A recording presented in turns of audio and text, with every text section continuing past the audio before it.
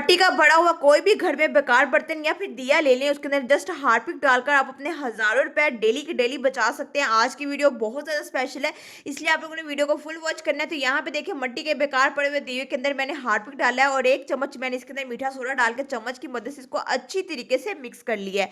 अब यहाँ पे देखिए कि तवा बहुत ज्यादा गंदा और बहुत ज्यादा काला हो चुका था। अगर आपके घर में भी कोई इस तरह के बर्तन मौजूद हैं तो आपने क्या करना है, इसके ऊपर जस्ट आप लोगों ने थोड़ी सी टूथपेस्ट डालनी है। उसके बाद आप लोगों ने मट्टी के दिए के अंदर जो हार्पिक और मीठा सोडा डाला था वो आपने इसके ऊपर डाल के इसको अच्छी तरीके से उल्टा घुमाना है।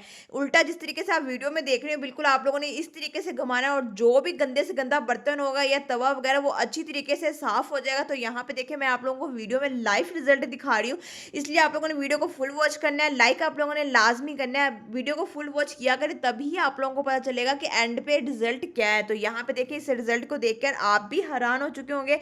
तो अगर ये रिजल्ट पसंद आया तो जल्दी से वीडियो को लाइक कर दें प्लीज़।